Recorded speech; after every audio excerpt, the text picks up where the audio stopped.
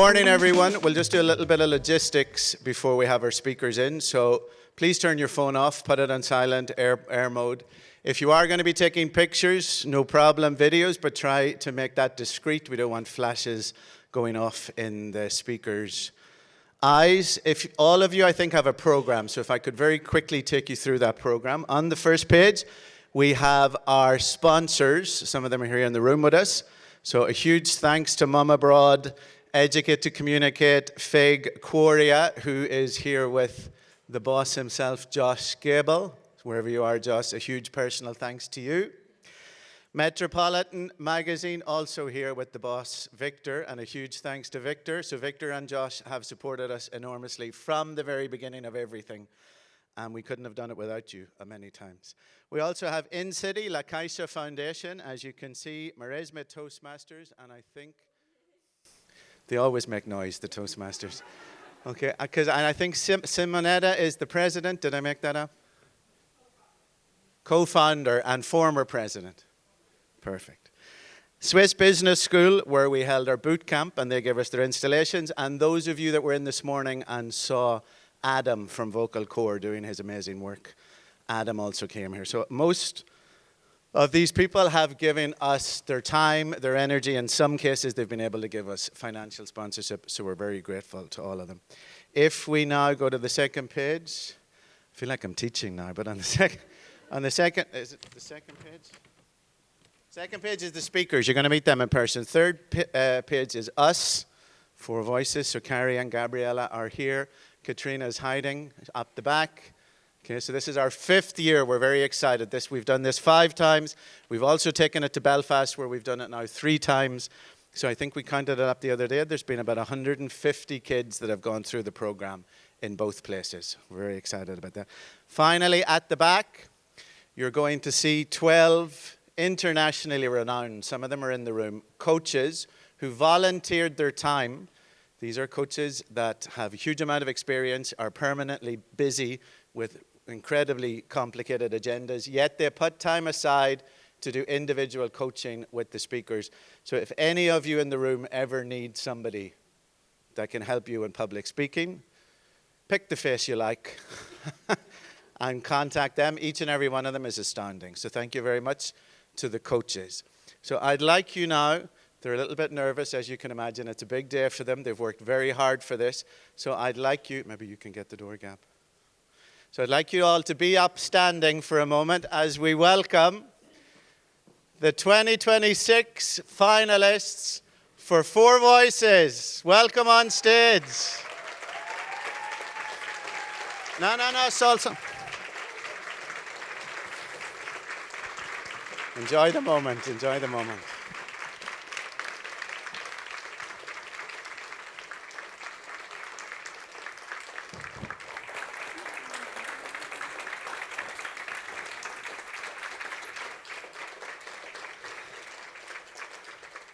Thank you very much, finalists. You can take your seat. I know that's a cheery way to start the conversation on a beautiful Sunday morning, but I think it's something that it's going to get worse, by the way, so you want to settle yourselves in, okay? You're all going to be dead. We're all going to be dead. And for some of us, we'll be lucky because we're going to have time, and we're going to have time to have those important conversations. We're going to be able to say goodbye to our life, to the people that matter to us. For some of us in the room, that's going to come out of nowhere, and we're not even going to know it. 1 minute you're going to be doing something, the next minute you're gone. So then the question is, what are you going to do with the life that you have? Where do you see yourself currently in the life that you have? Probably like everybody in the room, you're running around with mortgages, kids, cars, the tire's gone flat. How am I going to do this? Where am I going to go on holiday? And each time, years and years passed. I think some of us in the room that are much closer to my age can look back at a society that was different. I grew up in rural Ireland. Entire generations were all together in the same village. You saw people get older. You saw people that were no longer with you. You saw death very up and close. I know Gabby's here in the room as well, so strange as it might sound, when people die in Ireland, we bring them home. They're in our house. We say our final goodbye to them. Death is very real in our culture. But what I see in each culture, including our own, Gabby, is that each time, illness, old age, death, we put it in a corner. We hide it. We don't want to see it. We don't want to look at it because it's uncomfortable. And if we're not looking at it, that means we can look away from it. And if we're looking away from it, that means we don't have to think about it. And then we all scurry around in our very important lives doing our very important things until something comes and turns your life upside down. We're a big believer here at 4VOICES that if you want to know anything about anything, go to a teenager. Teenagers, when they're motivated, when they want to do something, are easily the easiest people to teach. The energy that they bring, the ganas, I'm breaking into Spanish now, that they bring to what they want to do. And so we thought when we were deciding this year's question, what should the question be? As you now know, again, what is a life well lived? And we're going to ask that question today of teenagers. And there might be some of you in the room that think, teenagers get a bad rap. So there might be some of you who think, he's 16, what's he going to know? She's 17, what life experience has she had? But when you hear the speeches that you're going to hear today, and you hear what concerns they have, what worries them, the view that they have of the future, you're all going to understand why we asked that question of these teenagers. So I apologize for putting death in your face. Okay, I hope when you walk out of here today, you'll see things with a new perspective and you'll enjoy life much more than you have been as you've been potentially. And I put my hand up here, sleepwalking through your weeks. And I would like to thank again, before we start, these teenagers, the work that you've put in, the intelligence that you brought, the talent. We're enormously proud of you. I'd like every one of you to enjoy every moment down here. And with that, let me get my program. We're going to start. So our first speaker this morning, please welcome her to the stage with her speech. Fan the Flame, Saul Gibbs Claver. Welcome, Saul.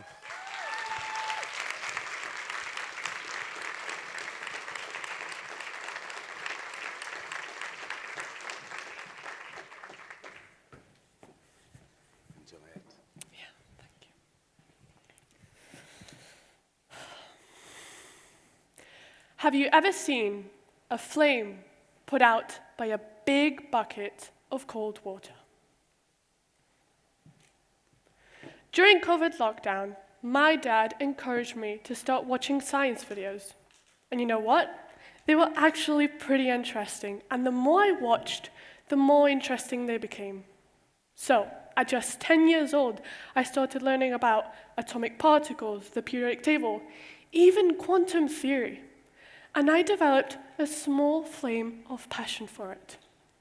So, when COVID ended, I excitedly rushed up to my science teacher to tell him all about what I had learned. But instead of him telling me good job, he told me I shouldn't bother. Can any of you guess why?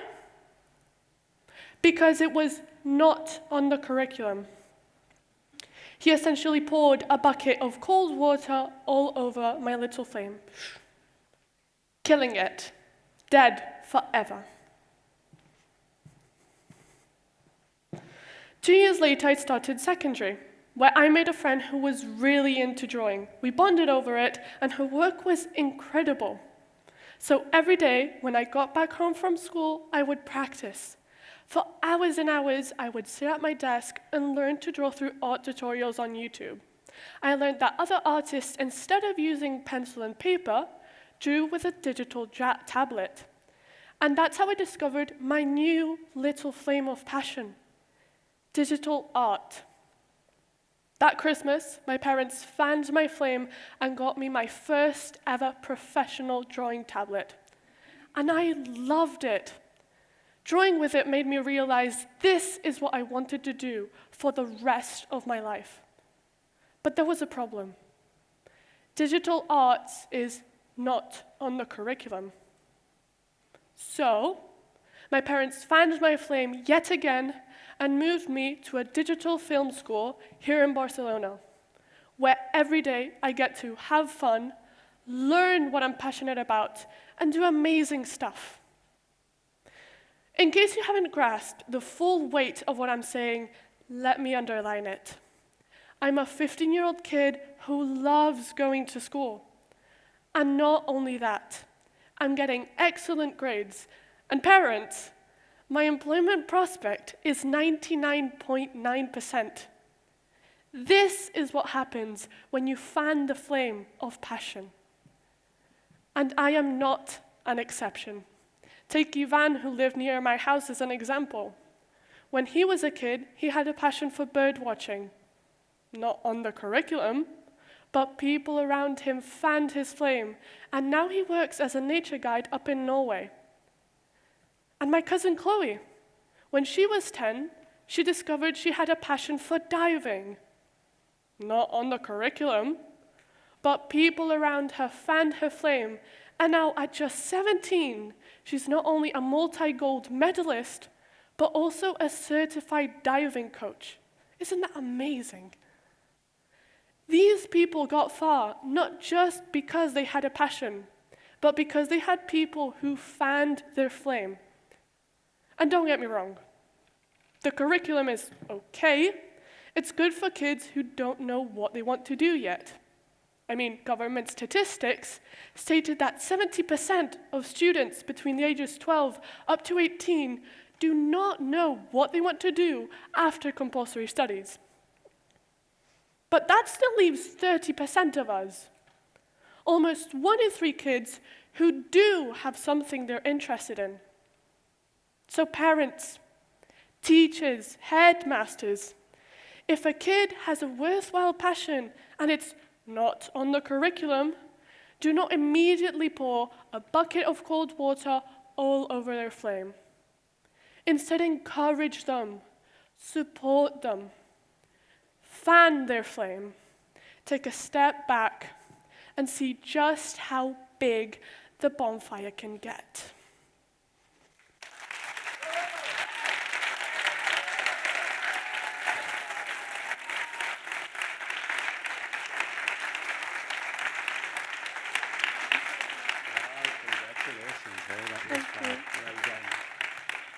Should I go? Yeah. Up you go, Saul. Thank you, Saul. An amazing way to start. We'd like to welcome our second speaker, Elsa Schifre, and her speech, Genuine Choices. Is it enough? Please welcome Elsa to the stage.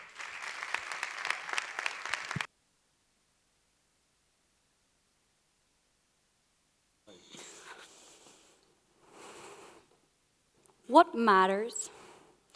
Or better yet, who decides what matters?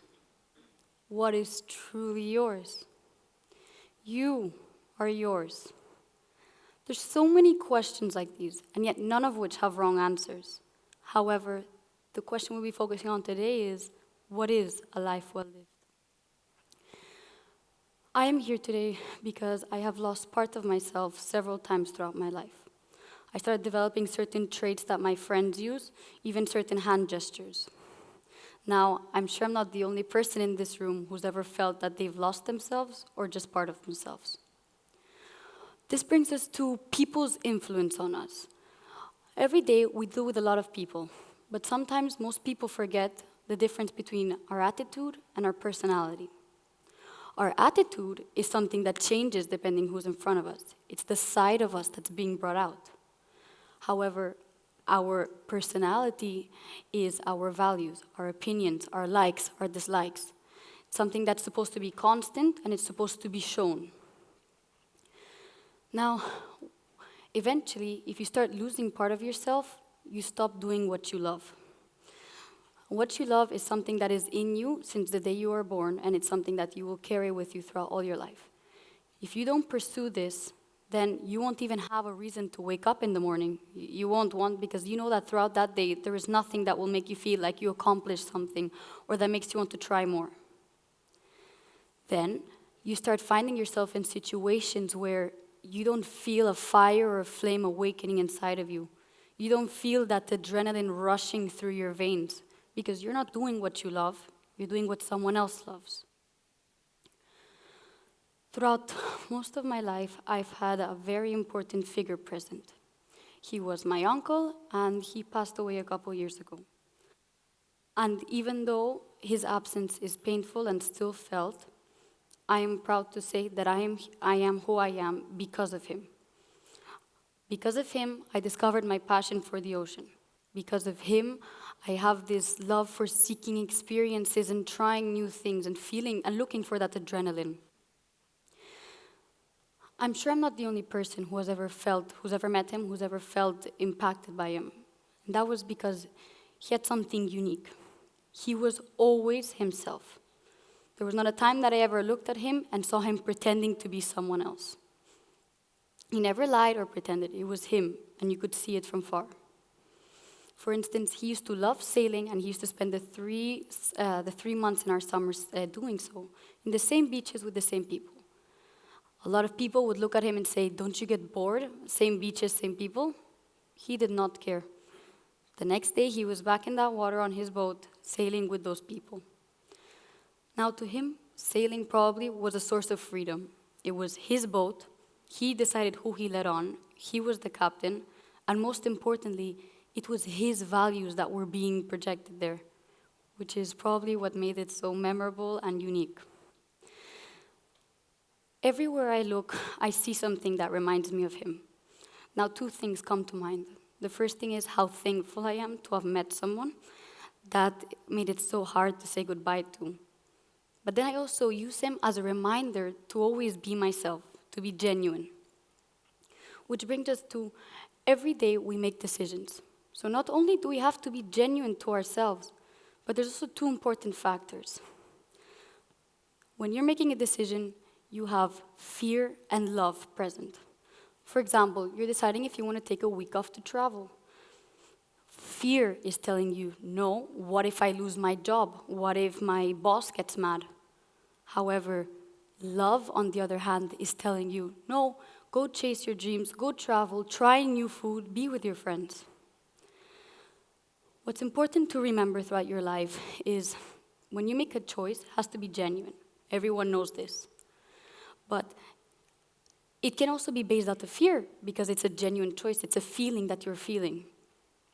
Now, the important thing is to make your decisions have to be genuine out of love. And I will guarantee you that you will live a fulfilled life where every day when you wake up, you will look around and be excited to try something new.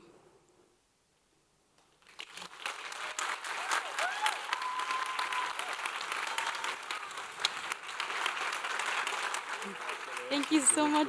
Thank you, Cormac. Thank you very much, Elsa. Our third speaker with his speech, "Someday is Too Late." Please welcome on stage Alex Cuello.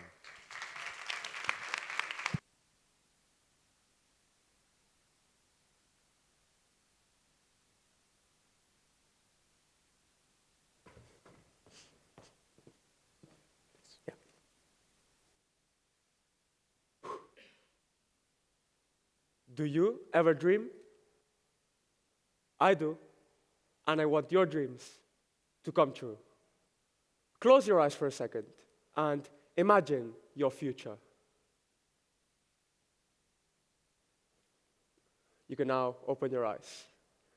Now, did you see what the world expected from you to be? Or did you see something meaningful? Because one day, maybe sooner than we think, we'll be asking ourselves this question: did I live the life I truly wanted to live? Since we were young, we've been surrounded by a very specific image of success: money, fame, recognition, a big house. These ideas have shaped the way we think, the way we choose, and even the way we judge ourselves. But what if everything we've been taught about success is wrong? The truth is, time is limited, yet we act as it isn't. People always say, you'll have more chances to chase your dreams. You'll have more opportunities. But will I really have more opportunities? And these opportunities, especially the ones which terrify us the most, are the ones with the power to change our lives forever. Yet, so many people take too long to realize.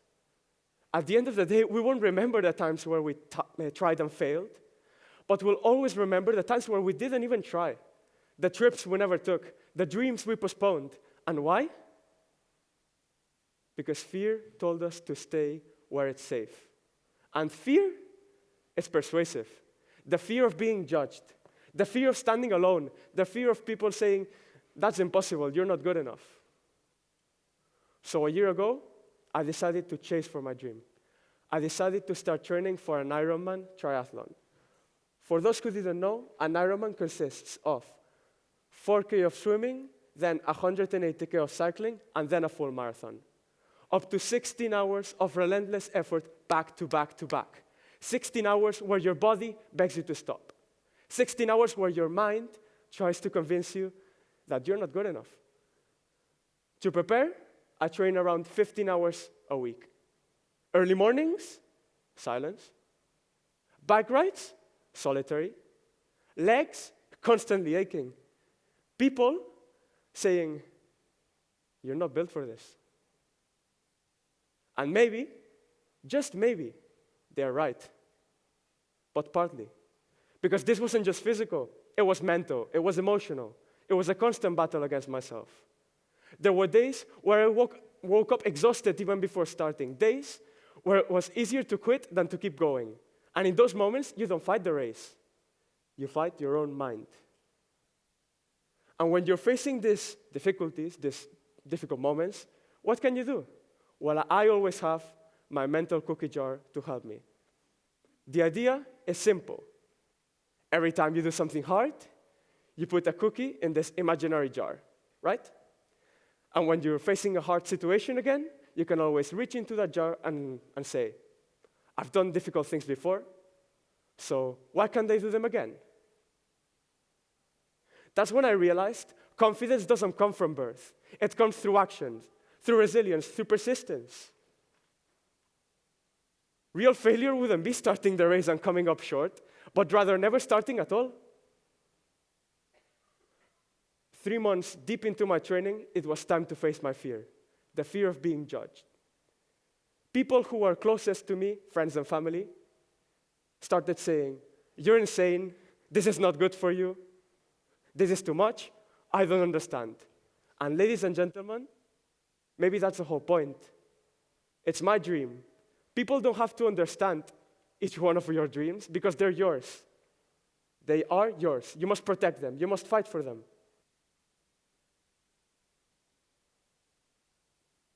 So, now I got a question to ask to all of you. What is your dream? What can you do to change your life forever? Because I believe in all of you.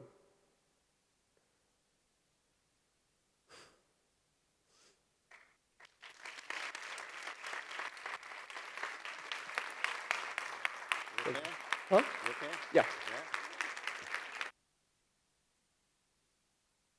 Thank you, Alex. Incredibly well done. Our fourth speaker this morning is Elke Gersie Brown, and her speech, Living Beyond Glass. Welcome, Elke.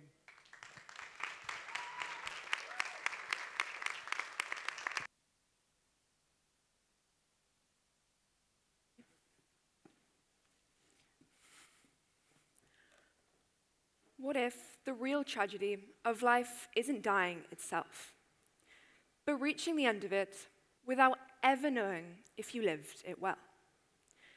A life well lived, achievement, money, beauty. These are words we cling to, metrics we use to judge success, worth, and even life itself. But do they truly define a life well lived? Put yourselves in our shoes. It was only yesterday that we knew the order that each of us would come up in, stand up, and present this very speech. Leading up to today, there was nervous excitement, uncertainty, and doubt.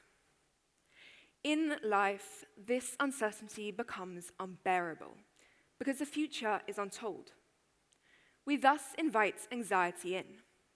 The anxiety that lives in over 300 million people worldwide. the anxiety which frantically grabs at anything it can to prove to us that we are on the right path. Standing here today, I'm not immune to that uncertainty either, and I truly doubt that anyone in this room is. However, to regain a sense of control, we feel that we have to turn life into something measurable, something that we are able to compare, prove, and justify. It's this same instinct that pushes us to measure our lives through achievement, money, and beauty. Why? Because they offer something tangible. Now, I learnt this not from theory, but from someone I loved dearly, my Aunt Diane. Diane was wonderful, yet she did not possess any of society's grand markers of success. She wasn't wealthy, she wasn't remarkably successful, and she was not extraordinary on paper. But she was wonderful. And I remember one afternoon so clearly. Christmas lunch, a long oak table stretching across the room, plates clinking softly, and the smell of roast chicken filling the air. I remember sitting there, quietly watching, wondering why everyone seemed so drawn to her. Yet it wasn't what she had. It was how she made people feel. Seen, valued, at ease. And rather than the usual trivial conversations, like did you hear what's happened to whomever, she stated boldly, scoffing, such irrelevant gossip. Why not pour yourself into what truly matters to you? And it terrified me how a life like hers could be seen as not enough by the world. Because I uncovered something that day that I'd never been taught in school or had seen on a report card. A life well lived is not measured by what you earn. It isn't measured at all, but rather lived through the values you refuse to abandon.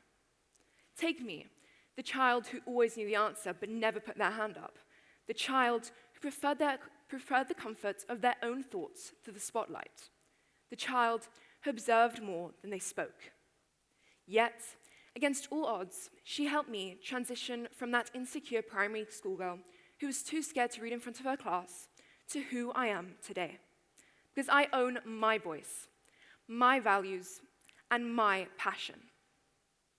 Ultimately, Di pushed me to discover international law, something I've now been working towards for 4 years. I joined debate, Mod United Nations, and even stand here today delivering this very speech, all because she taught me what you pursue should reflect what you value, not what the world expects. So ask yourselves this. If your life ended tomorrow, what would people say about you? Because when Diane died, my family did not measure her life. We celebrated it. We remembered her warmth, her presence, and the way people felt with her. Lighter, heard, and important even in the smallest moments. Because a life built only on appearance is like living behind glass. Always visible, always judged, and always one crack away from shattering. So when your life ends, how will it be remembered? Not in numbers or appearances, but in the lives you touched, the love you gave, and the choices you made when no one was watching. Because in the end, that is what truly matters. Not how it looked, but how it was lived.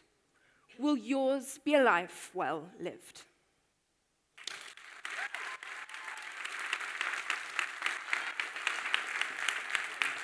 Thank you.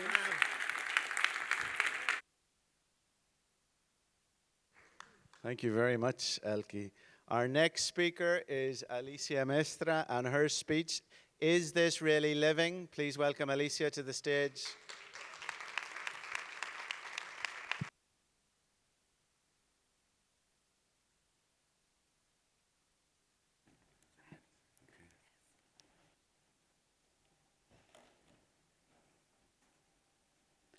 One in 3 women will experience sexism, harassment, or violence in their lifetime.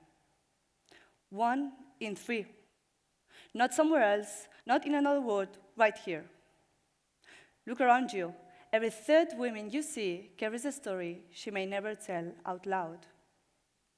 How many times have you heard the words, "You run like a girl," or "You're surprisingly intelligent for a woman," that echo through homes, workplaces, playgrounds?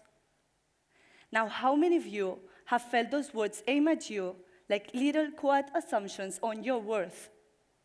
And perhaps most unsettling of all, how many of you, even for a fleeting moment, have let those words sink in and become your reality? From the moment many girls begin to grow up, the expectations start to multiply. Be confident, but not too intimidating. Speak your mind, but don't be too emotional. Be ambitious, but not aggressive. Be tough, but not difficult. We are taught to succeed without appearing to want it too much, to lead, but softly, to stand out, but only so far before we make others uncomfortable. Over time, these expectations stop sounding like advice and start becoming limits.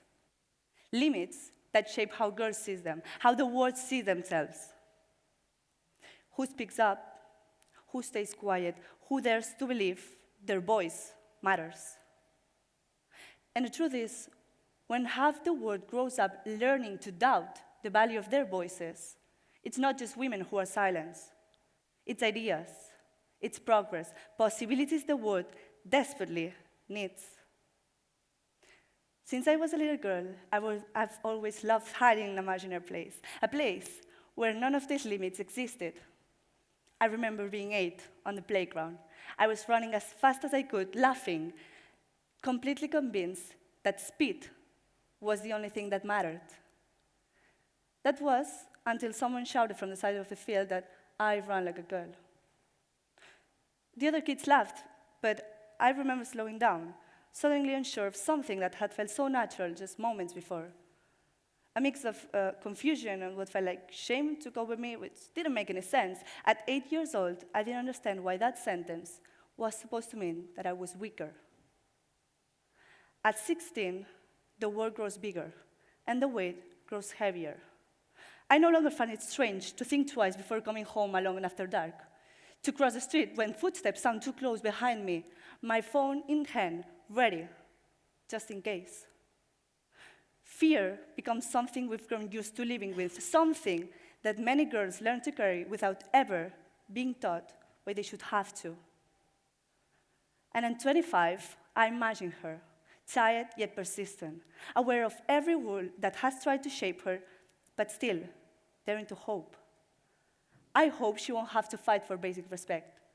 I hope she can walk, speak, create, and lead without ever having to calculate what will cost her. I hope she can exist fully, not because she must, but because the world finally allows her to. For me, a life well lived is one where women no longer have to constantly measure themselves against how they might be perceived. A life where speaking up is not a risk, and existing fully is not something we have to fight for. A life well lived is one where we are no longer defined by the limits placed on us, but by the lives we choose to build beyond them. I don't speak for every woman. I can't. But I stand here as one, and that should already be enough. So I encourage all of you women here present who want to hear what I have to say to choose yourselves, your voice, your truth, again and again and again. Because a life we live is one where we choose to speak up, to question, and to take up space, even when it's uncomfortable. The moment we stop shrinking ourselves, it is the moment we truly start living.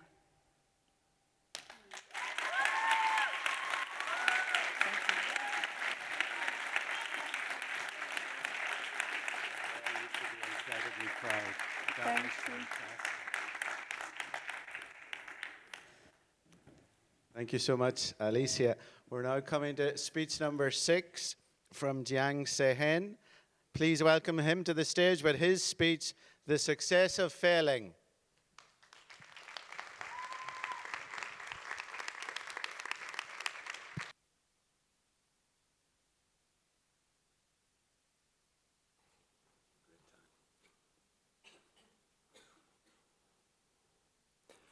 At the beginning of this year, a question has been on my mind.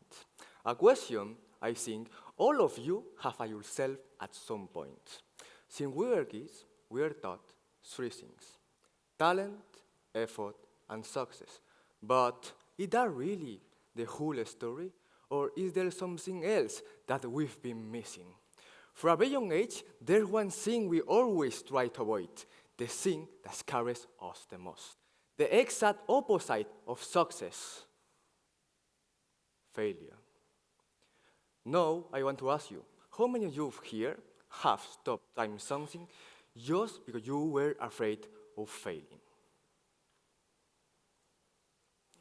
Many of us are like this sheet of paper.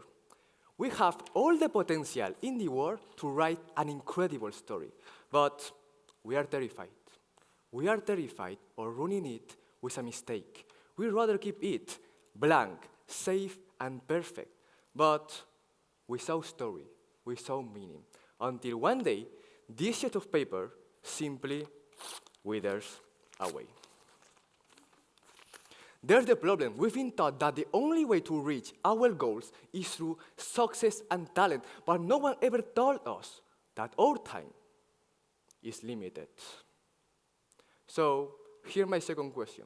How many of you believe that talent beats effort?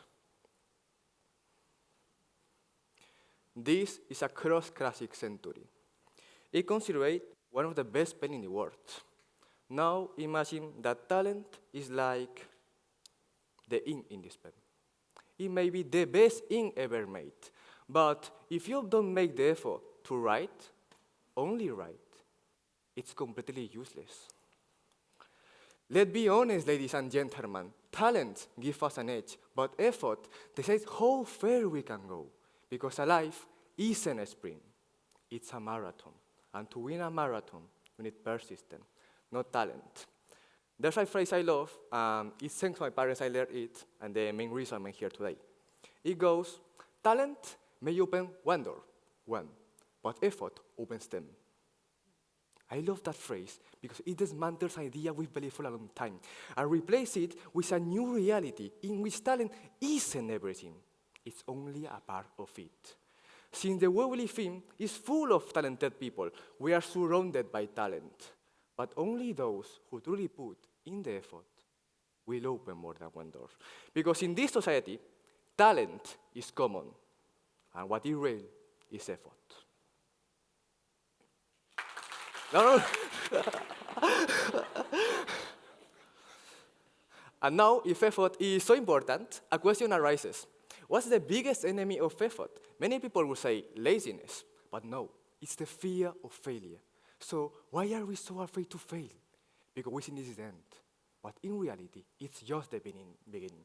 What's harder in that moment, it's getting back up. That's where most people give up. Because at first, giving up makes no noise. It's invisible. It doesn't hurt. But believe me, when you see someone who kept going, who's now living the life you could have had, that pain will cut deeper than anything else. Failing is not losing. Losing is not trying. The only way to learn is by making mistakes, because in the end, ladies and gentlemen, failure isn't the enemy. It's the teacher that leads you to success. So today, I'm not asking you to be more talented, and today, I'm not asking you to try harder. Today, I'm only asking you to stop fearing failure. Because the real goal in this life isn't to die with dreams. It's to die with memories. Thank you.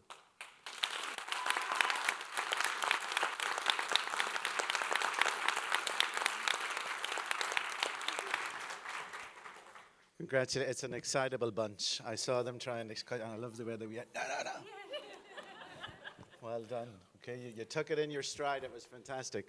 Wonderful energy. Congratulations. Fantastic.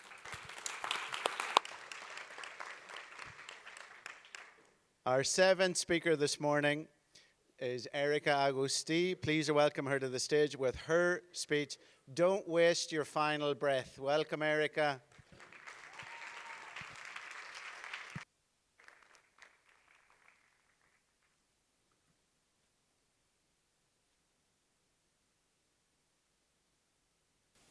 Imagine you're lying on your deathbed.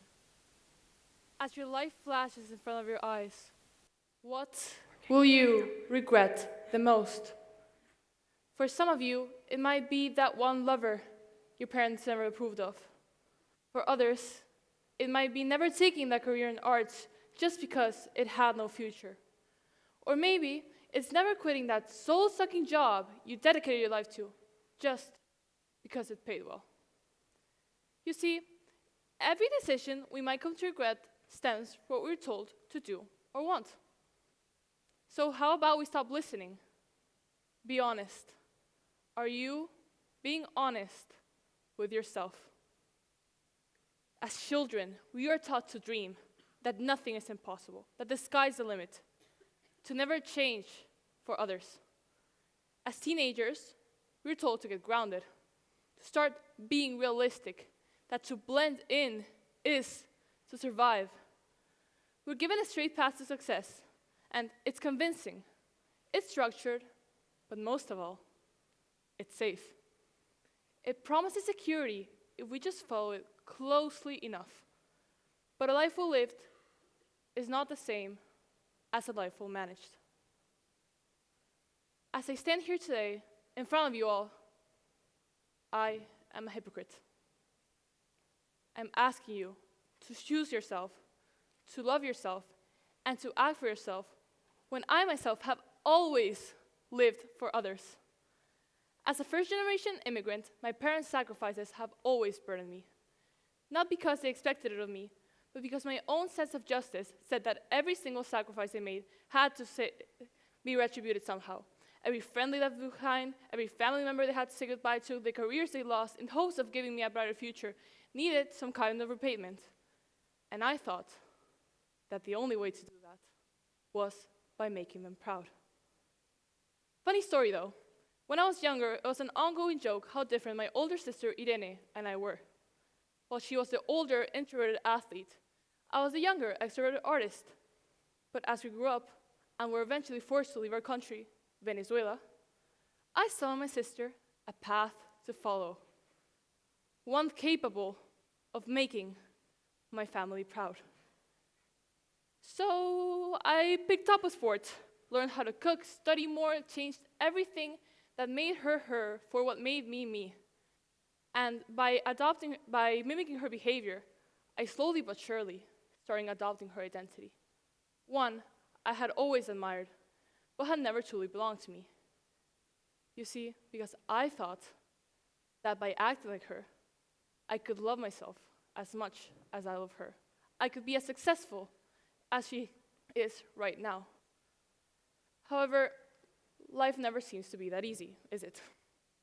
Somewhere along the way, we start mistaking appraisal for authenticity. We learn how to perform, how to curate personalities to fit a particular mold. One we believe is capable of avoiding failure. And in doing so, we slowly edit ourselves down to a point where we forget where the line is between who we are and who we pretend to be. A life well lived begins with radical honesty.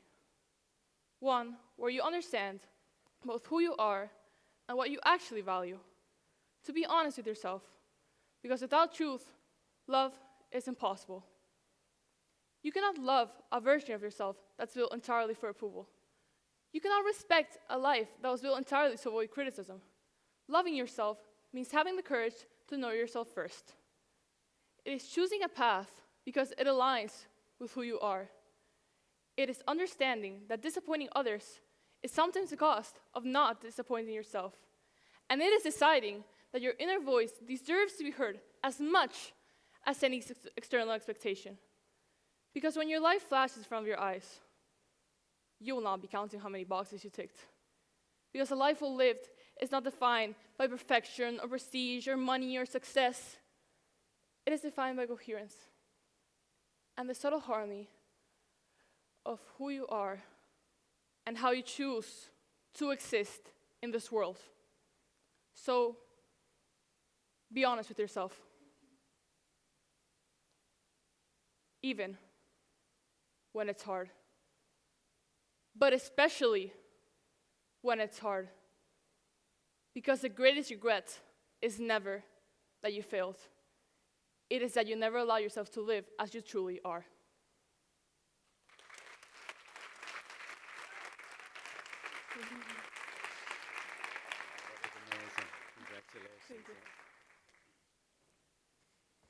Thank you, Erica.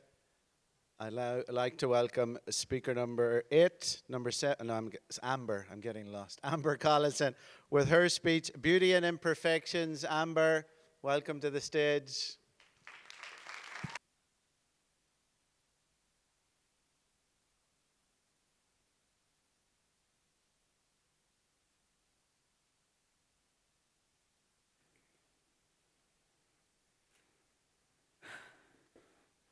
From the moment we're born, there is a version of life that we are taught to chase.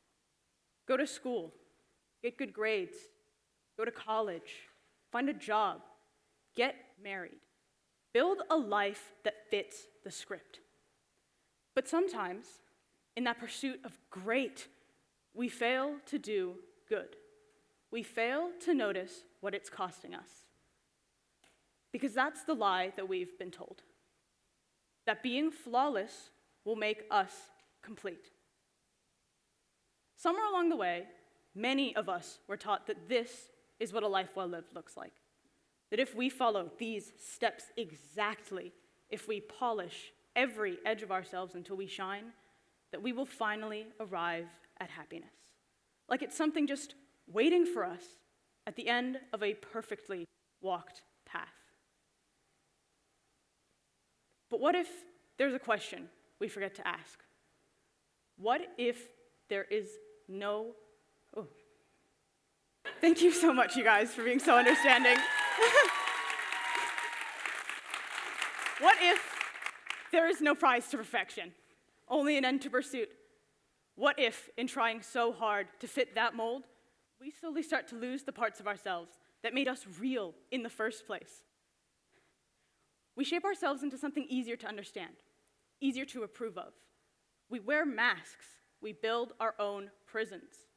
Bars forged of oaths, codes, commitments, walls of self-doubt and accepted limitations.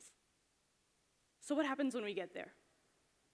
We reach the end of that path, and we still feel empty. What happens when you've solved every equation, eliminated every flaw, and yet still feel like you aren't living? Maybe the real question isn't, how do we get this right? Maybe it's, in a world that's constantly telling us who to be, do we still have the courage to be ourselves? I didn't always. I didn't learn how to from some book or from some perfect quote online. I lived it. Because when everything around you changes, being yourself can suddenly feel like the hardest thing in the world. There was a moment in my life where it seemed like everything flipped upside down. My family moved across the world. New country, new language, new culture. And suddenly it was like everyone else knew this hidden set of rules that told them how to talk, how to act, how to belong. And I didn't. And when you feel different, your first instinct is very often to hide it. I faded easily into the background, never too much or too loud, never a problem in class or a burden to those around me, just someone who wouldn't be noticed. And it took me years to realize what I had done, that I had been so focused on not failing that I had stopped chasing what I truly loved. Because I'm an artist, not casually, at my core. The walls in my room are filled with my drawings. My desk is cluttered with pens and pencils, always something unfinished. And I let that part of myself go quiet. Not because it didn't matter, but because it didn't fit into who I thought I was supposed to be. But here is the truth. The grandeur of life is in the attempt. It's trying and failing, creating something messy and unfinished, choosing to keep going, even when everything is uncertain. Because life was never meant to be perfect. It was meant to be lived. So, maybe the goal was never to fit the script in the first place.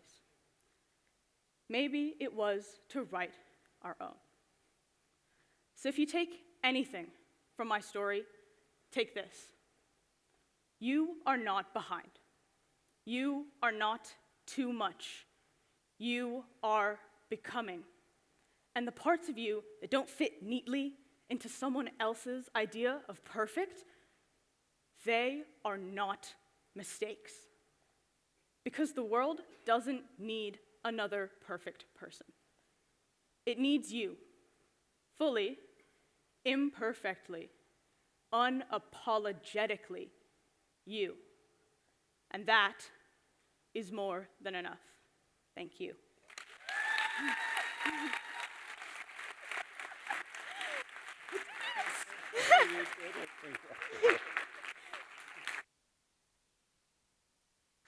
Congratulations, Amber. Nothing was going to stop her. Thank you very, very much to the audience for the support you gave her. It's not easy being down here. Congratulations again, Amber. Our next speaker is Carlos Oton Garcia and his speech, Life's Greatest Teacher. Welcome, Carlos.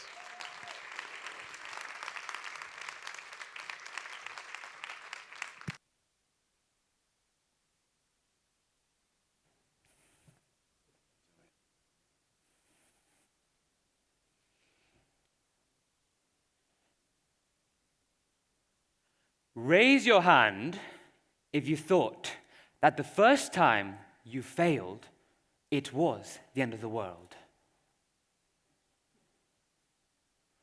When we're about to do something, we must always have confidence. But what if it doesn't go your way? What if you suddenly experience an unexpected twist to your life? Is it the end of the world?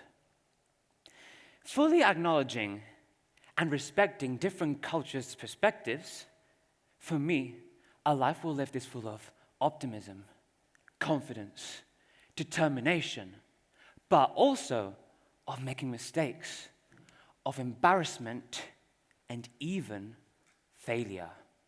Those are big words. At the end of the day, you will understand the importance of failure. Because although many people say there is no such solution to such problem, do you know what? They're wrong. There's always a solution. Now, before I take you to the worst experience of my life, when we hear this word, failure, what is the very first word that comes to mind? Disappointment. Depression, desperation. When people decide to take risks but end up losing, they feel downhearted. They don't have solutions to overcome these problems. Do you know why? Because they lack two key solutions. The ability to remain calm and having mental strength. Furthermore, in my humble opinion, I believe it is the most effective way, but it is definitely not the easiest. At least when I had my first contact. Picture this. This is the 2024 Singularity Model United Nations opening ceremony. 200 people in complete silence. 200 people waiting. On the stage, I was behind the piano, waiting for the moment. I started playing. Everything was going thoroughly well. I was living the moment. Suddenly, after a minute, I went blank. I tried to improvise, but I just couldn't remember the next note. Hesitating, panicking, I had no other choice but to stop. And then silence came. For the very first time, I truly felt disappointed. I truly felt embarrassed. And I truly felt lost. I knew that at that very first instance, it would create a trauma that would be chasing me for my whole life. I so well remember that I was crying throughout the whole ceremony. But after all of that, surprisingly, one of the music teachers came to me and asked me, "Do you want to give it another shot?" As soon as I heard that, I urgently knew I had to take that second chance, because I knew that if I hadn't taken that second chance, I knew I would be regretting it for my whole life. What did I do? Well, I stood up, I went again, and I was able to finish the piece. At the end of the day, I realized that I demonstrated to myself that with mental strength that helps you stay calm, you can stand up. And as Bodhi pointed out in the movie Point Break, fear causes hesitation, and hesitation will cause your worst fears to come true. With all that said, I discovered that life is like a piano recital. Why? Because the show must go on. Thank you.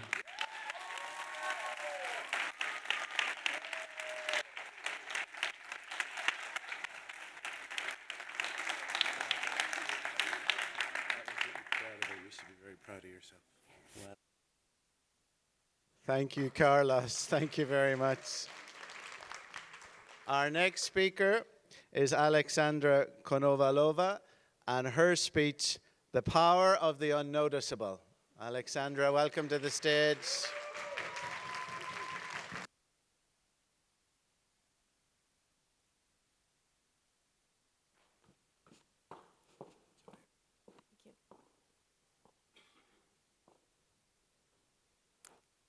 In 2022, for 4 long months, I said nothing. I haven't said a word. I locked myself in my room. It was cozy, dark, and quiet, with a window facing the mountain and only a few yellow lights inside. My room was a place of pure solitude. It was a lonely one. I'm guessing you're wondering why.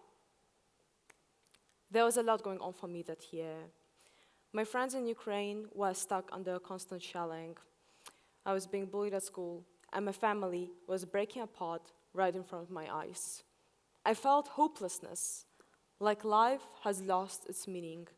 And as the outside world has failed me, I made a deliberate choice to fail myself. So why did I stop speaking? Because there were simply no more words left to say. Then one day, my mom came into my room, asking me to get out and eat some chicken soup she made. I screamed at her. She screamed back at me. It was an entire scene. Eventually, she left me alone, but I was still hungry. What I realized that moment was that life moves on, that the soup is still there, and you have to go out and eat it, and that the only way to connect my deep inner world with the outside one was by speaking. They say Gen Z is the most educated generation in the history of humanity. It is also the loneliest one. The survey conducted by Cigna in 2023 shows that 73% of us report feeling lonely. There's a 4% increase from the previous year. We are hyper-atomized. As we became more interconnected through the internet, it became surprisingly easy to be extremely lonely. You can exist inside your home for months, creating an illusion of a meaningful life from the inside.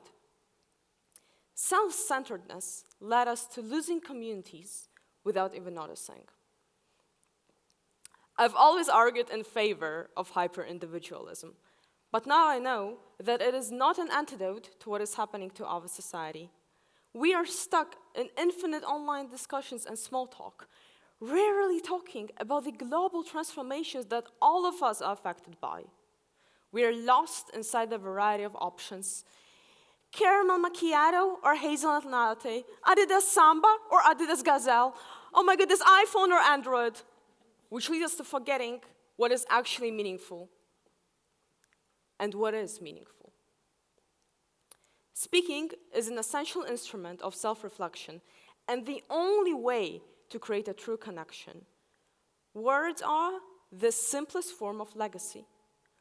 We like to insert an unreachable greatness into this word, but in fact, leaving a legacy is as simple as taking responsibility for the words you say and using them for the good of society and for your own good. Of course, that requires effort. Do parents always have enough time to talk to their kids about what their life is like? And are they ready to accept everything that their children will share? Words can kill, and words can inspire. Words of terror, words of cruelty, and words of coldness led to me spending 4 months in my room. In other cases, deep and meaningful conversations can completely transform one's life.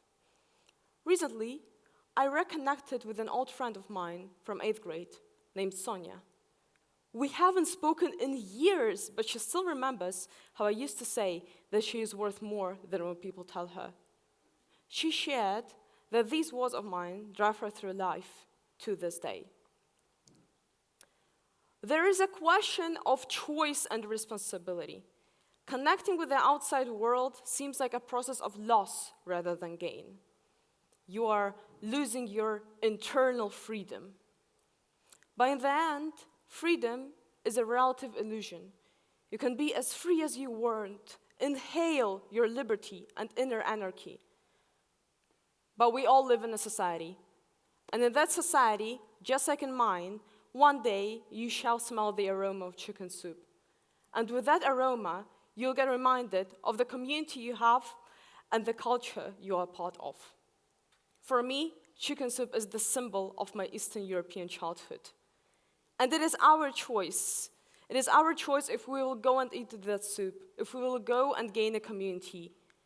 But we must remember that a life well lived is not a life well thought, but a life well acted.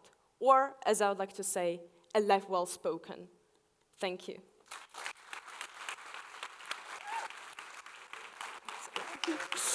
Thanks.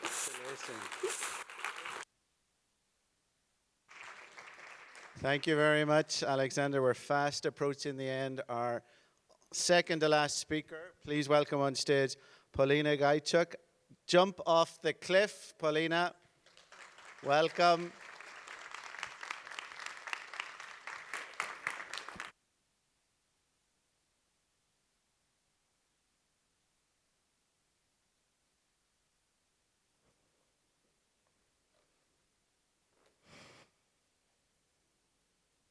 Picture this.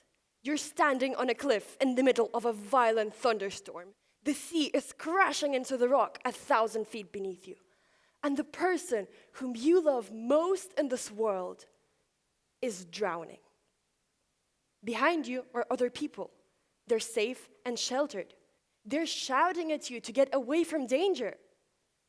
But the person you love is below. If you jump off the cliff, there's a chance you might die.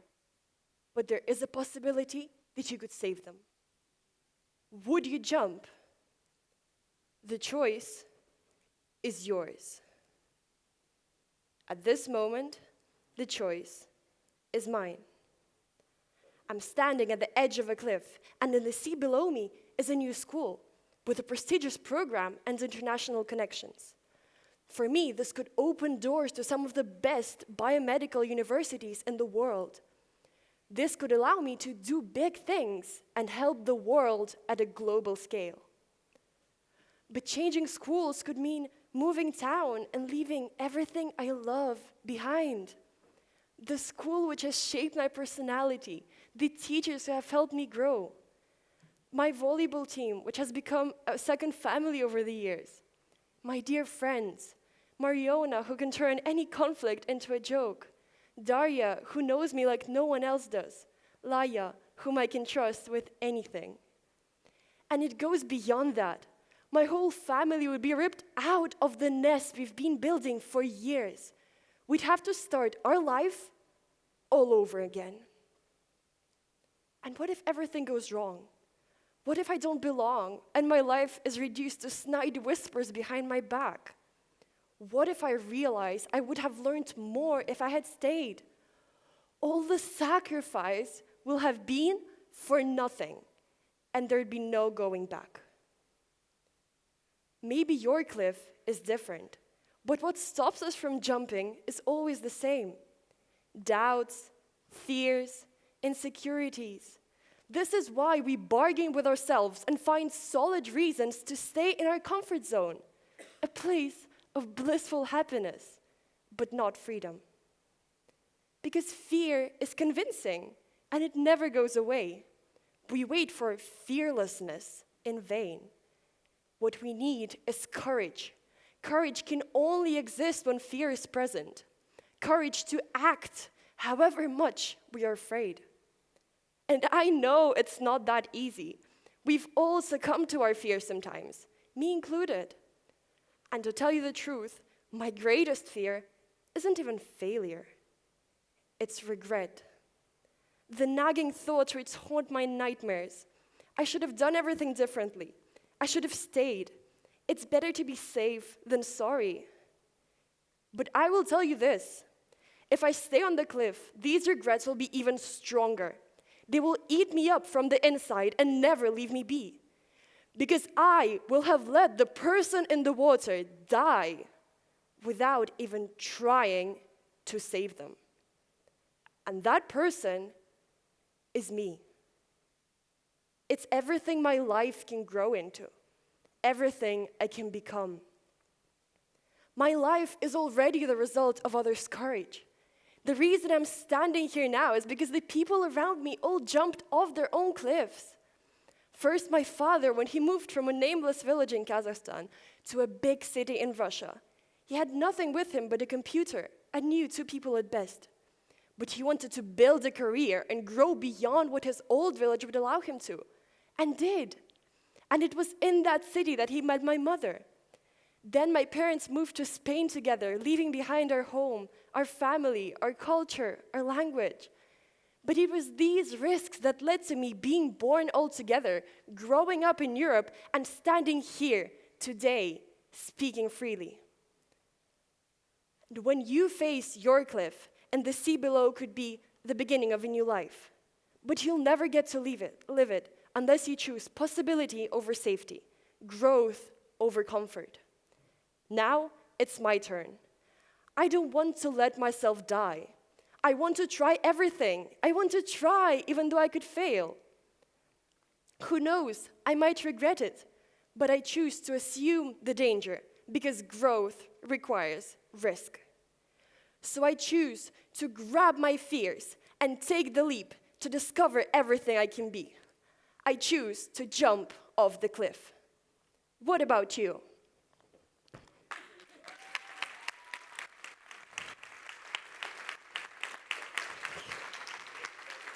Enjoy the applause. Enjoy the applause. It's yours.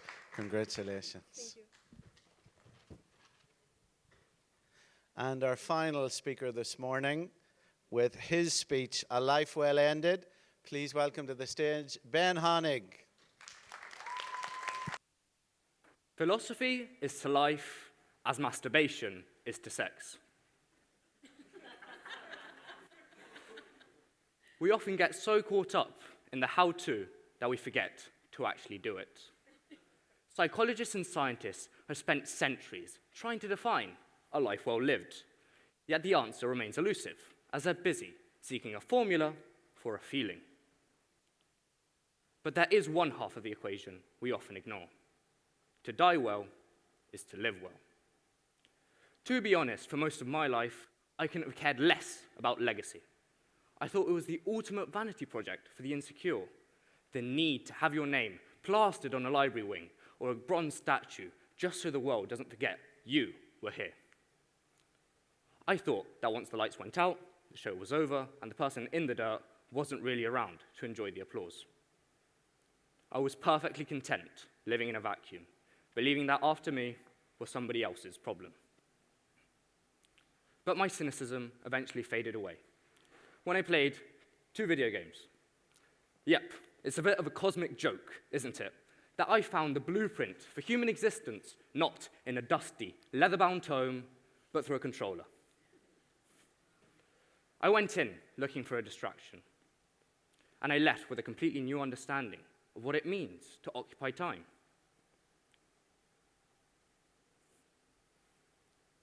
These stories made me take my live for today, because tomorrow is a myth mindset, and change it into something actually useful. They showed me that a legacy isn't a monument. It's the enzyme of change. It's planting seeds for a garden you don't get to see. The first game to change my cynicism was What Remains of Edith Finch. Edith returns to her family's ancestral home, where her mother, paralyzed by fear, sealed the doors to where relative stories were kept.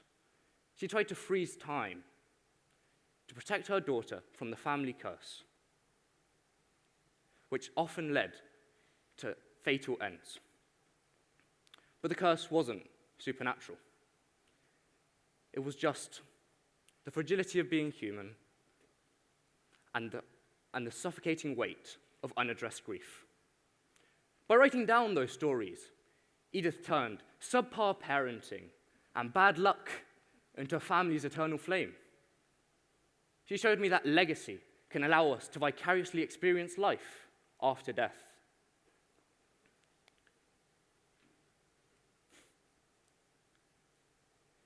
If we don't tell our stories to our children, we leave them with a house full of locked doors. But by telling them, we give them the keys. If Edith Finch taught me about the legacy of the home, Outer Wilds taught me about the legacy of the soul. It did it by blowing up the sun every 22 minutes. In this game, you're stuck in a time loop, forced to repeat a supernova, which destroys everything you have. I used to play with my old mindset. What does it matter? If it's all going to be stardust in 20 minutes, why even bother landing the spaceship? But then I found the writings of the Nomai, a species of alien that disappeared thousands of years before you were even born. They weren't trying to live forever. They just wanted to understand. They found out about the inevitable end long before it came. In a terrifyingly beautiful grace, writing stories, scientific theories, and love letters on the planets they were stranded on. They showed me that legacy isn't about what you do. They showed me that legacy isn't about stopping the end, but what you do before it arrives. By letting go of permanence, you finally get to experience living in the now. The Nomai didn't save themselves, but by leaving their mark, however small, they made sure you were around to experience the universe's final, beautiful breath. Even if the universe eventually ends, passing on what we know is the greatest form of rebellion against the void. So when you see injustice and you make noise, when you refuse to let democracy die to thunderous applause, you are grabbing history by the horns. You're making sure that your heartbeat echoes long after it stops. So be the change, leave the record, and plant that garden. Make sure that when you die, you don't leave a set of locked doors, but a key. If we live forever, maybe we'd have time to understand things. But as it is, the best thing we can do is open our eyes and enjoy how brief and beautiful all of this is.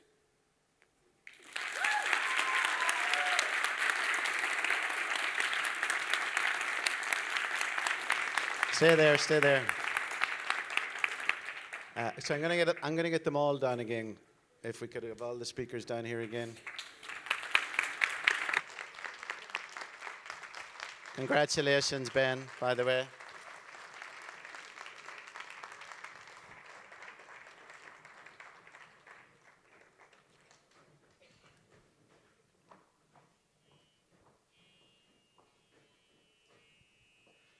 So one of the things that we fervently believe in 4VOICES is that public speaking is an act of courage, getting up in front of people, many of whom you've never seen before, and talk and articulate and connect in the way that all 12 of you did was extraordinary. You should all be incredibly proud of yourselves. I know the people in the room that have come with you are.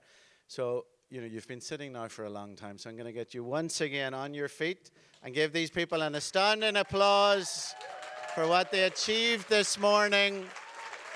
Congratulations.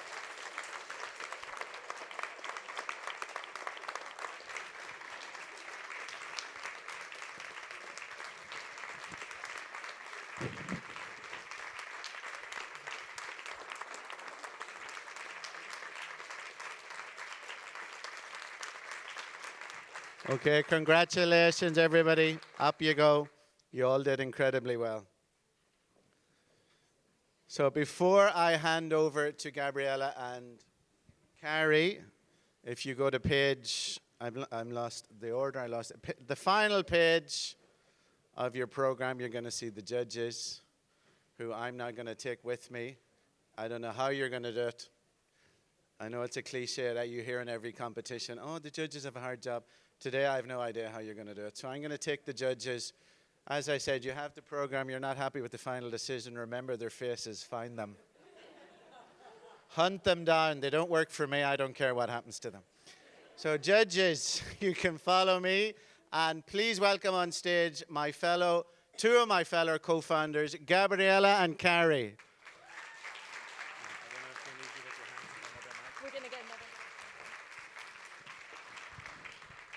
Thank you so much, Cormac. Thank you to all of you for being here. I don't know about you, but that certainly helped my existential angst, right? We're all feeling a little bit unsettled at the moment with what's going on in the world. And so there was no coincidence that we decided to hand over this very important question to our youngsters to help us oldies, well, some of you have got very youthful faces, so I just include myself in that bracket, to help us understand, right? So we can remember that our youngsters are often our best teachers. And they proved that today. They really were exceptional, each and every one of them. I don't know about you, Gab, but every time that our youngsters stand on this stage, I am in awe and humbled by the wisdom that they have on such young shoulders. They say that the future as we enter the tech age, as we enter the AI age, philosophy and communication are the two most important skills, right? They've got it in spades. We've got to give them a platform. That's exactly what we try to do at 4VOICES. We want them to use their voice to talk about the issues that matter to them. Our voice is the most important tool of connection, right? And it's free. We've got to bring up that inner dynamism, that inner personality, that inner charisma to transmit the all-important message. And I just want to remind you of some of the messages that our youngsters taught us today. Embrace the fear. Do it anyway. Keep your authenticity. There is no prize for perfection. A life well lived is a life full of memories. Be true to yourself. Choose what you love. Encourage others to follow their passion. Don't ever fear failure. Have those deep and meaningful conversations. Life is not meant to be perfect. It's meant to be lived. Get out of your comfort zone. Be the change. Live for today and find your voice. Gab.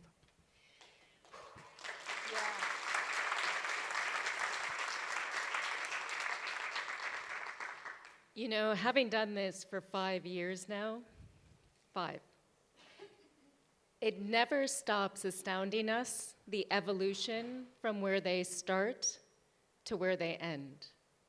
And for many of you, you may not know, the way we start the process is we put out a theme. And the theme we send out to the schools, and we ask the youngsters to send in a short video, 1 minute, just with their ideas. They then go through a boot camp with us, And then of that, we choose 12, and they go through a rigorous training, are assigned a private coach, and then end up on stage. Let me just say, it is about the process. And I think that is something that we all forget. When you start with something very rough, just a rough idea in your head, and you think this needs to be perfect right away, it doesn't. As you saw here today, the nerves, the discomfort, but then the evolution to the end, that conclusion where each and every one of them stood on stage in pride, pure pride and joy. They accomplished what seemed impossible. And that is something each and every one of us can take home today, that no matter what your idea, your message is, it is the process. And it takes a community, every single one of us, as you so well did today, and thank you for encouraging them with positivity, with compassion, not with judgment or criticism, but support. And that is what we're all about. We do not in any way edit their speech in terms of what they need to say. That is theirs, 100%. We don't limit. We don't say the words they can and cannot say, as is true for each and every one of us. And that is a core of this organization and something that we hope to bring forward. Thank you, Gab.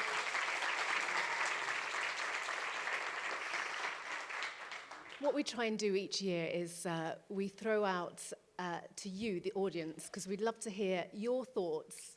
Your thoughts on a life well lived, your thoughts on the future for our youngsters, or anything you'd like to share having seen the speeches today. So I know, maybe I'll start with Victor, because I know that he always has something to say. Oh, he's not here, of course not. Oh, yes, of course he's a judge. Jess would be really interesting here. Would you mind? Jess, introduce yourself for those that don't know. There you go. Oh, hi. This was unexpected. My name's Jess Black. Hi, how you doing? I think hi, Rhonda. I see Rhonda there. Hey, I see some familiar faces. No, I remember being in high school, college, saying the same thing to myself. I had a saying, I said, by the time I'm 65, which felt so far away, right, that I would have no regrets. And I would say that being the defining philosophy, I've since lived 25 years out of the US, in 7 different countries, tried a million things, failed a bunch of times.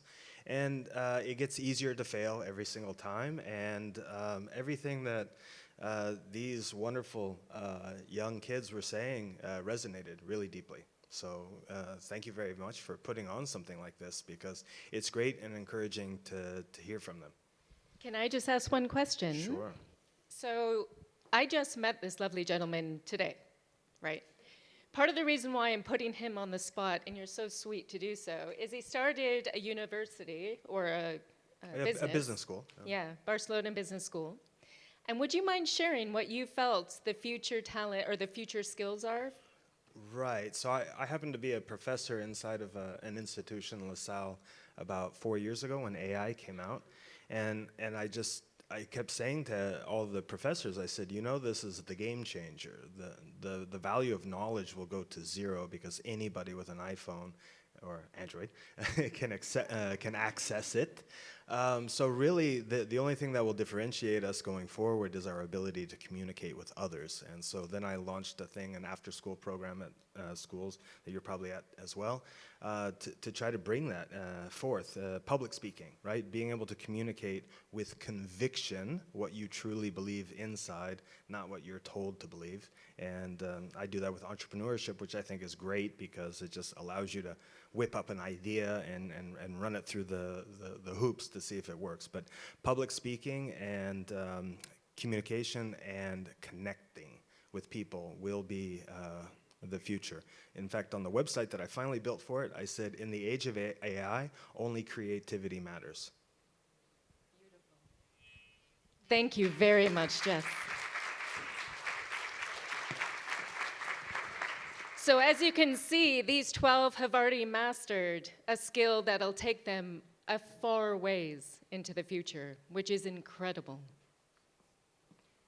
Anyone else like to share their thoughts? Many of the coaches here maybe want to say about their experience of mentoring, which is so important. We heard from Sol initially, didn't we, about fanning the flames for youngsters to ensure that they follow their passion. I know Caroline is here.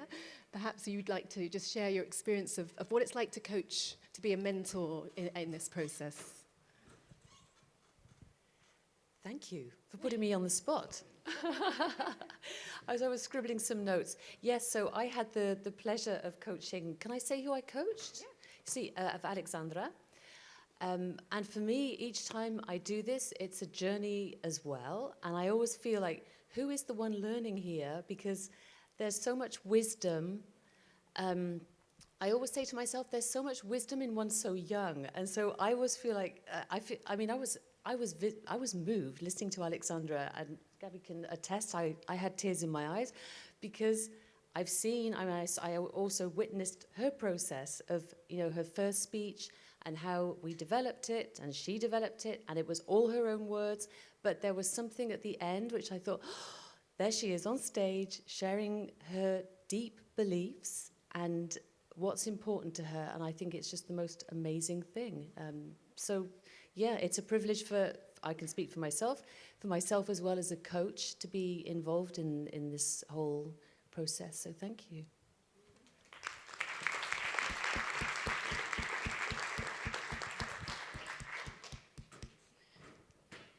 Out of curiosity, is there a parent here who feels brave enough to share what their experience has been through this process? Oh. Are you pointing at your father in the corner? Why, thank you very much, Gabby. It's a great experience to be here. This is the 5th time that I've been sat in the audience, the first time that I've been sat in the audience from point of view of a parent. The thing that I would like to say is, going back on previous conversations here, is how important it is that the young people of today are taught how to clearly communicate. It's a fundamental ability to be able to persuade, get your idea across, sell yourself, negotiate, sell your ideas, pitch your point, etc.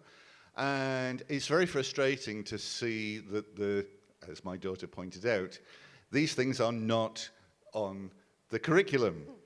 And I think they should be.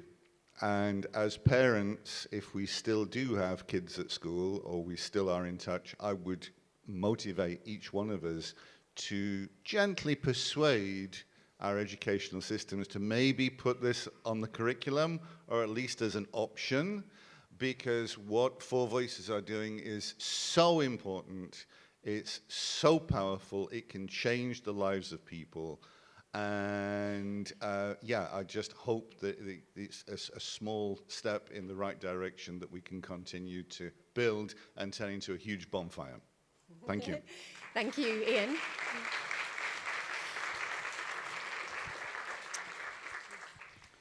So, hello, good morning. Thank you very much. To be honest, it's impressive and has been very inspiring. But my worries is that this is really only the tip of the iceberg, yeah. And here we have obviously very talented people, but our youngsters today, yeah, they don't even know how to read, yeah. They don't read books. They have only one voice that comes from social media. AI is making knowledge so accessible that why bother learning? So for me, it's not only about communication, it's about really thinking and reasoning and really coming back to the basics, yeah, that we have to have our own opinion and not only the opinion that is really fed to us via social media. Thank you. Thank you very much for that. Well, I think that follows quite nicely onto maybe the thoughts of some of the schools. I know we've got some schools representatives here, certainly from St. Peter's, Hamlin. Would any of those like to talk about the importance of, I'm looking at Karma, but she's looking away, the importance of communication, public speaking, how that's being integrated into classes at schools, not just, thank you. Hi everyone, my name is John. I'm a teacher at Anne Sullivan International School. And I had the pleasure of helping Ben submit his first video as well as other students. And I'm just really grateful for organizations like this because it really does enrich our curriculum, and I think it fits quite nicely into some of the standardized curriculum as well. For example, we use this program in our ethics program, because what is a better topic than what a life well lived to discuss in ethics class? And so I just wanted to say I'm very grateful because Ben is one of our students who submitted his application, but we had a whole plethora of students who go through it, and the initial process as well, although they're not selected, is really beneficial because it really hypes them up and it gets them thinking. And so I'm really grateful for these programs. It really does enrich us. I also just want to quickly point out, and I'm sorry I didn't comment earlier, is that many of them are not speaking in their native language. Can I highlight that?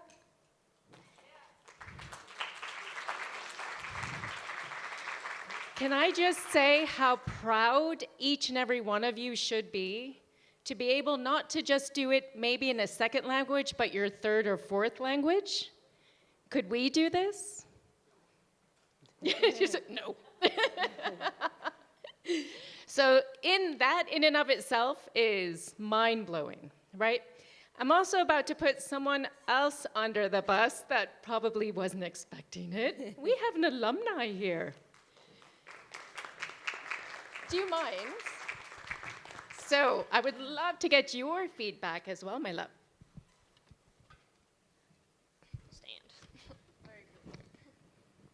I definitely remember being here last year. It was an amazing experience, I'll say.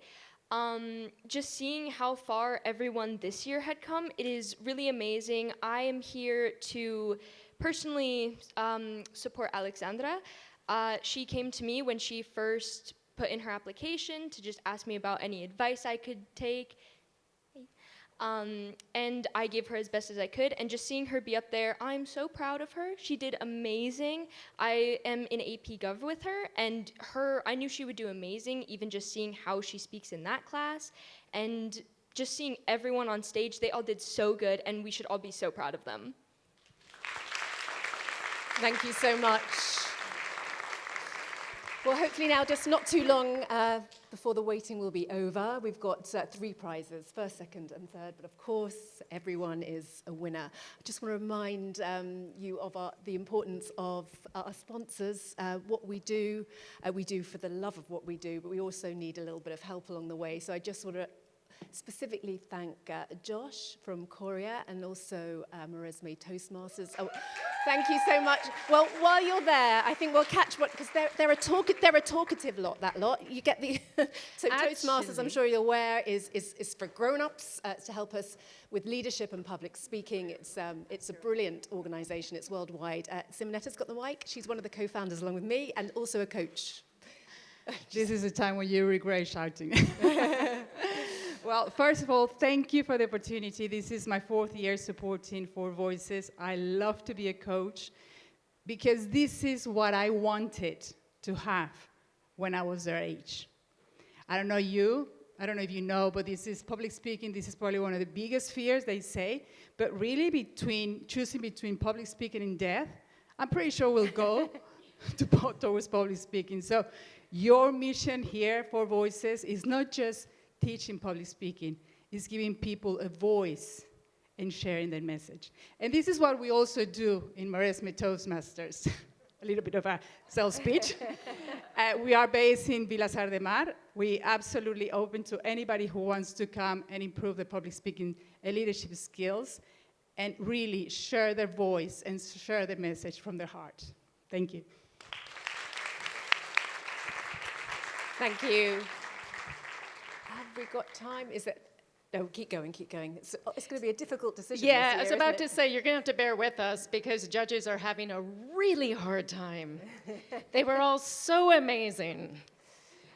I want to hear maybe from one of the youngsters here who haven't taken part, but have just here. Maybe they've been dragged along by a parent. Maybe they're just Dragged along interested. by parents. Well, I know those ones on the left. I know very well.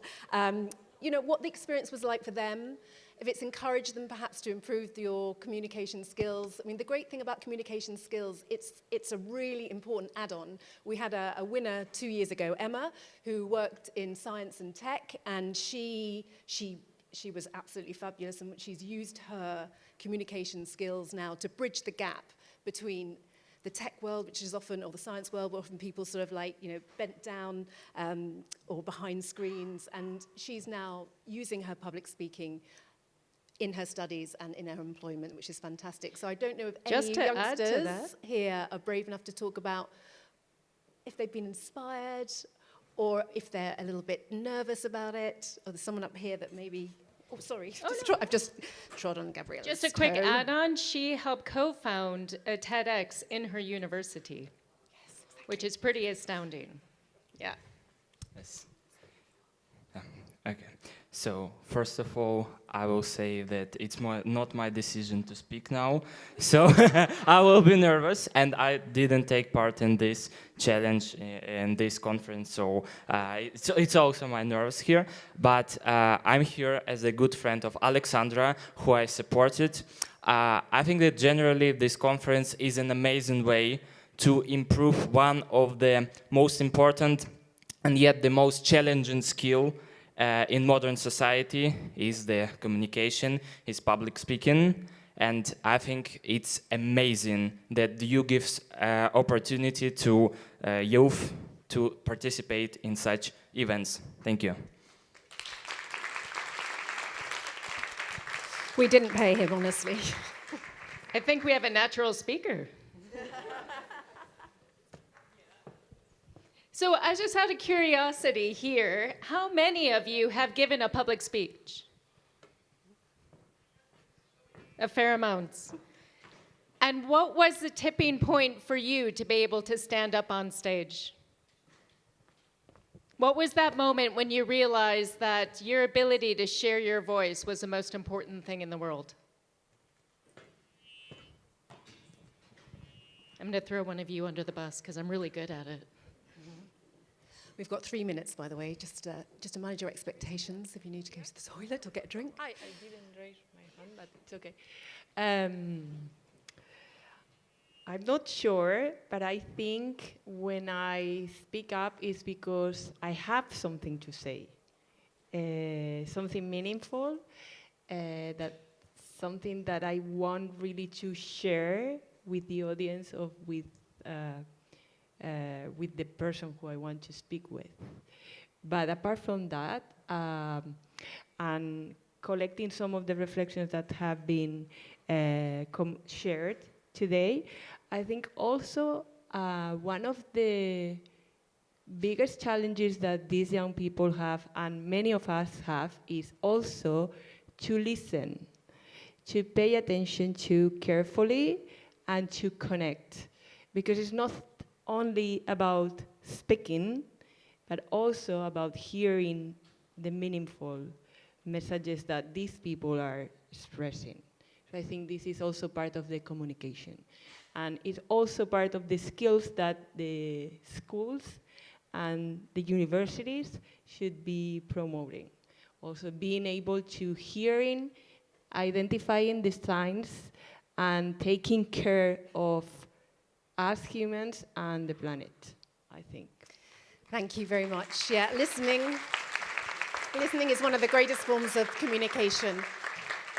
We're very nearly there, but Victor, I called on you actually initially, and an aberration, of course, you're a judge, because I wanted to ask you about, well, you can now tell us a little bit about the judging process itself, but also I know you have something specifically to say to our participants today. Oh, do you want me to come down? Yes, if you want to. Okay. This is Victor from Metropolitan. Thank you. I want to make sure I answer your question. Can you repeat that, Carrie? Well, it was twofold. It was just really about your experience of the speeches today, and also you had a specific message to the youngsters. Okay, a couple of things. the speeches, I've had the pleasure and the honor and the hard work of trying to figure out who the finalists of the finalists are for the, I guess, since the beginning. And I have to say, this year has been even harder to judge in terms because all of them gave fantastic speeches, great deliveries, great coming back from a difficult spot if you kind of tripped and stumbled. But that's what life's all about. And we're talking about lives well lived. And one of the things that I really wanted to thank you guys for doing, because it's just not today, it's throughout the whole year, that 4VOICES is looking to help people, help young students who are our future leaders, to become more effective with critical thinking, with clarity of purpose and clarity of communication, so that we can all pay a lot more attention and be more inspired. Because we need people to inspire us. And I have a unique opportunity to thank Karma and other wonderful people who are at our institutions, our educational places where they are coaching these kids to have passion, to have integrity, to have the characteristics that we often so lack in our current leaders. And I come here on these Sundays in April for these competitions, and I leave amazingly inspired. So thank you very much to the coaches, to the people who are doing 4VOICES all year round. And as far as going back to the process of judging, well, we have to go back there, and it's arduous because we're inspired by some speeches. We have to measure deliveries, we have to measure appearance, we have to measure voice, being in front of the stage. And it's not easy, but it is great. I'm very happy to see that it's a hard job because they gave fantastic speeches.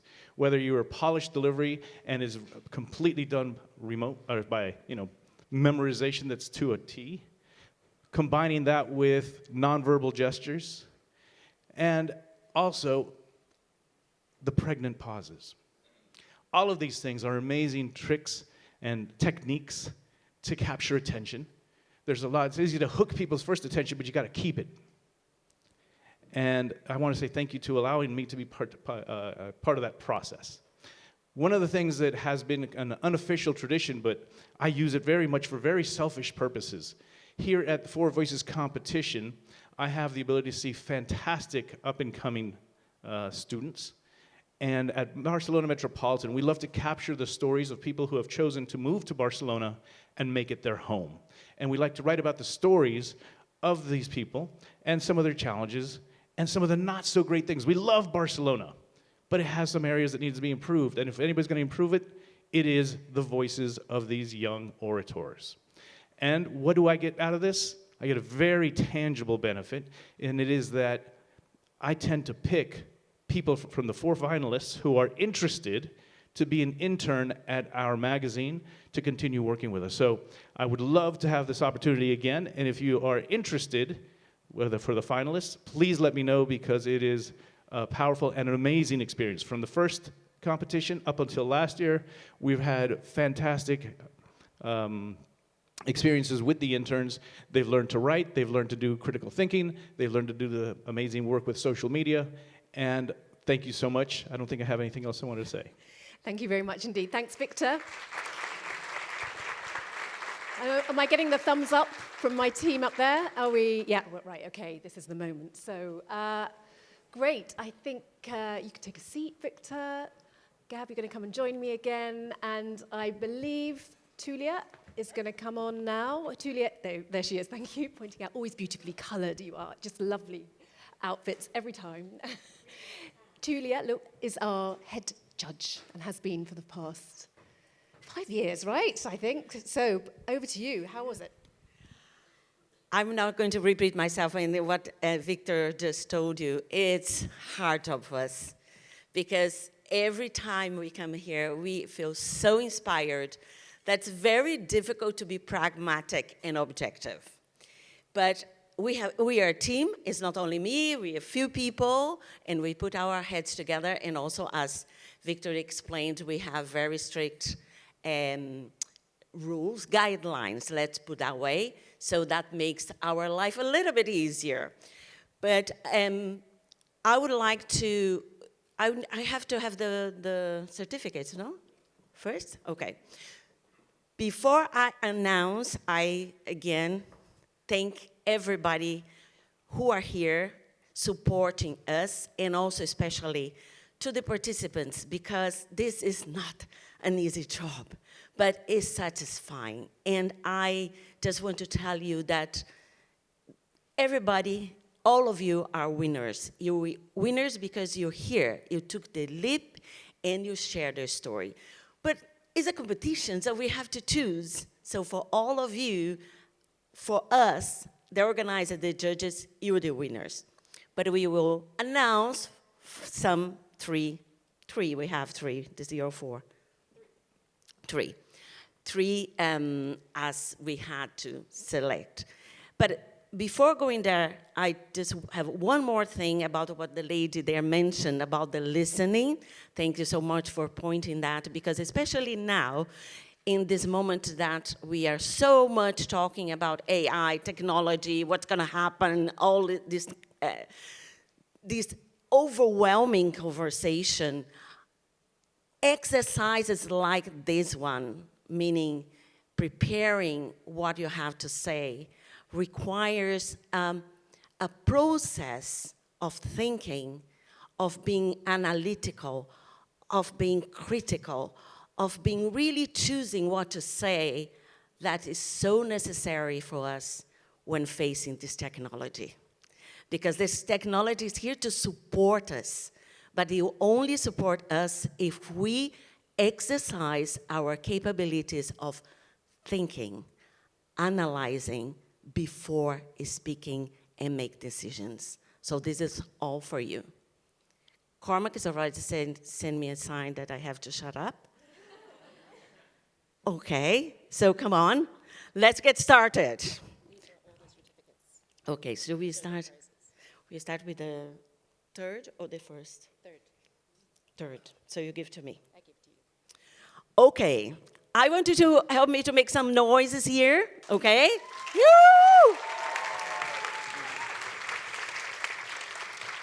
For this amazing 4VOICES event, 5th time, the 3rd place goes to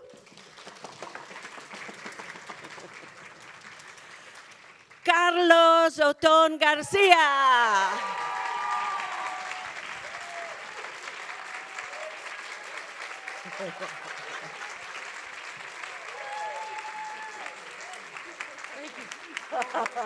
Don't call out, don't call out, don't call out. Carlos, we are so happy and proud of you. So breathe. Okay. So he's shaking, oh my God. So, but you owe us something. Sorry? You owe us something. You still have to do something for us. What is it? To play for us one day. Carlos, to play. No. You kidding me? Not now. You have time. What? We'll find a time. Sure. Okay, that's for you. So where's the certificate? Whoops. He's not even thinking. Okay, breathe. Okay, now, next one. Woo! For the 5th edition of 4VOICES, we have Saul Gibbs Cover. Woohoo!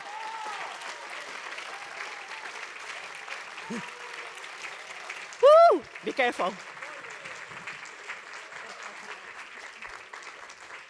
Well done. Your certificate. I give you a few times there just to breathe in. You have to give her the certificate, no? Okay, now. I have the first here. Huh? You have an envelope, don't you have two? Ah, yes, of course, to give to her. Sorry. I thought it was just my card. Sorry. Okay, for the first place of this edition, we have Elkie Brown.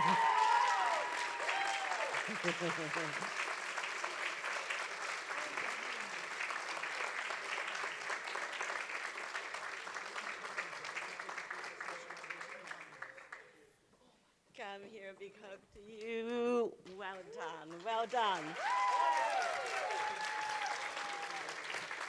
Okay, we give them a few time, just a few minutes to breathe. And now what's the next? The protocol. Should we invite everybody? We'll call them down one by one. One by one. Alex Cuello, please. And we'll go move in that direction, right?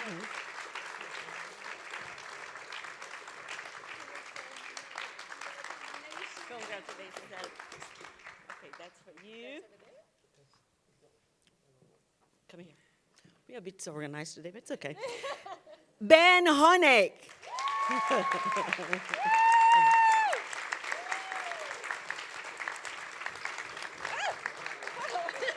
Brave man. Ben, I will never forget your opening. Ever. Okay, Elsa Chivre.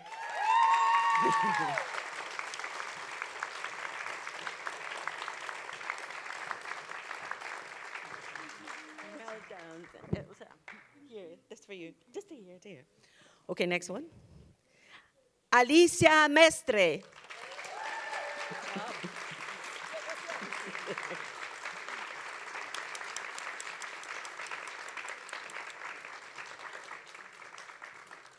That's for you. Well done. Zilang Jiang.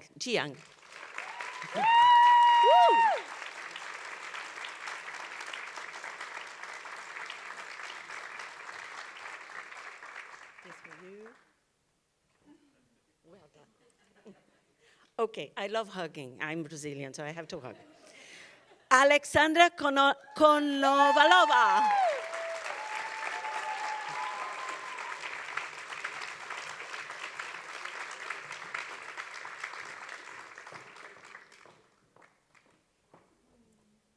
Well done. Alexandra, I will want to try your chicken soup one day. Okay. Amber Collison.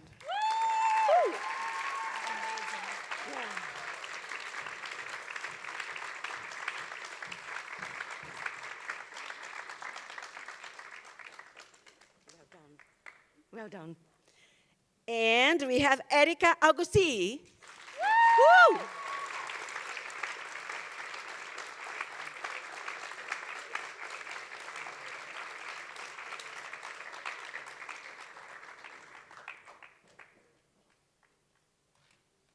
Well done, Erika. You're welcome. Oops. A kiss in the air. Paulina Gaiduk.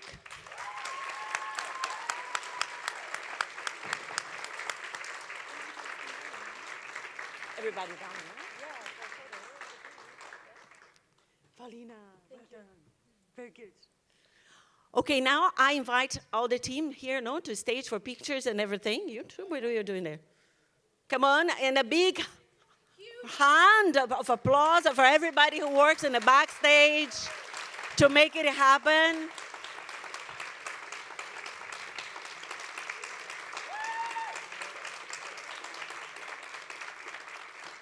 Ladies.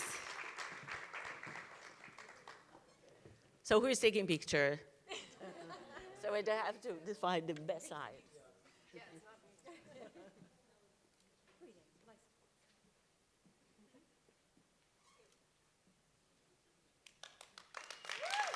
Well done, everybody. Well done.